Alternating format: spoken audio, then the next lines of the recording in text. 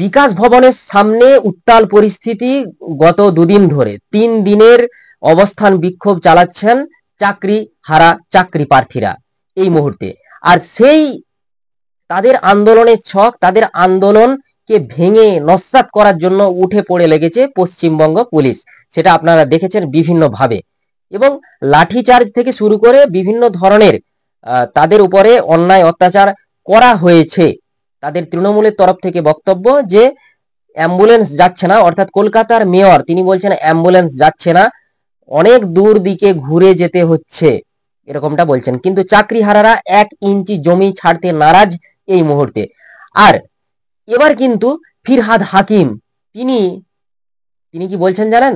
তিনি বলছেন যে টিভিতে মুখ দেখানোর জন্য এসব নাটক চলছে, এটা চাকরিহারাদের নাটক চলছে, এরকম মন্তব্য করছেন কলকাতার মেয়র।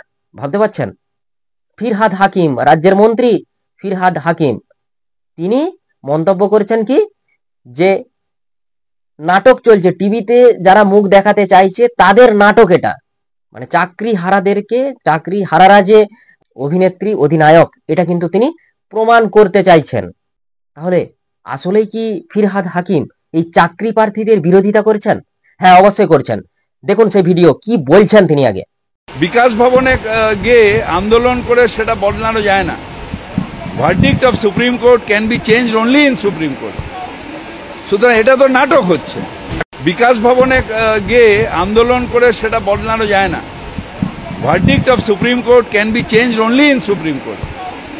সুতরাং এটা তো নাটক হচ্ছে। দর্শক দেখলেন যে রাজ্য জুড়ে, পশ্চিমবঙ্গ জুড়ে এই মুহূর্তে চাকরিহারাদের ধুন্ধুমার পরিস্থিতি। বিকাশ ভবনের সামনে তারা অবস্থান বিক্ষোভে বসেছেন 3 দিন ধরে। এবং গত রাতে যেটা হলো একেবারে কিন্তু মর্মান্তিক ঘটনা। সেখানে পুলিশকে দেখা গেল যে অন্য একটা ভূমিকা পালন করছে, লাঠি সোটা চার্জ ইত্যাদি করছে, লাঠি পেটা করছেন। হঠাৎ করে এরকম নির্দেশ কে দিল? এটাই হচ্ছে আমাদের প্রশ্ন। হঠাৎ করে এরকম নির্দেশ কে দিচ্ছেন? শিক্ষকদের উপর লাঠিচার্জ আমরা বিগত দিনেও দেখেছি যে যখন 26,000 চাকরিহারা চাকরি প্রার্থী তারা যখন আন্দোলনের নামে, সেখানে পুলিশের একটা অন্যরকম ভূমিকা দেখলাম। অর্থাৎ নস্যাৎ, এই আন্দোলনকে নস্যাৎ করে দিতে হবে পুলিশ মন্ত্রীর নির্দেশে, সেই দৃশ্য আমরা কিন্তু দেখেছি। তারা কিন্তু লাগাতার আন্দোলন চালিয়ে গেছেন। আর এবার চাকরিহারা কর্মীরাও কিন্তু পিছিয়ে নেই, তারা একেবারে সরজমিনে নেমেছেন আন্দোলনে। বিকাশ ভবনের লোহার গেট ভেঙে একেবারে ঢুকে পড়েছেন, এবং ঢোকার পরেই কিন্তু ধুন্ধুমার পরিস্থিতি সৃষ্টি হয়, যেখানে রাজ্য পুলিশকে দেখলাম রক্তাক্ত করলো শিক্ষকদেরকে।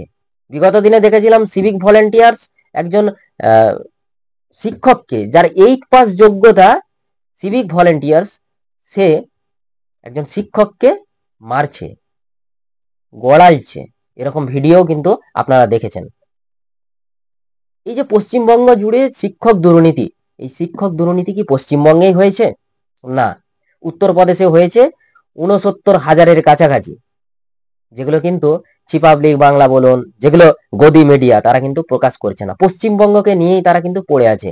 হিন্দি মিডিয়া বলুন, ইংলিশ বলুন, আর বাংলা মিডিয়ার কথা তো ছেড়েই দিন, সবাই কিন্তু পশ্চিমবঙ্গটাকে নিয়ে পড়ে আছে। আমরা এর পরবর্তীতে উত্তরপ্রদেশের যে স্ক্যাম, শিক্ষক দুর্নীতির যে স্ক্যাম, সেই স্ক্যাম কিন্তু প্রকাশ করব নিউজ 10 বাংলাতে। দেখতে থাকুন নিউজ 10 বাংলা।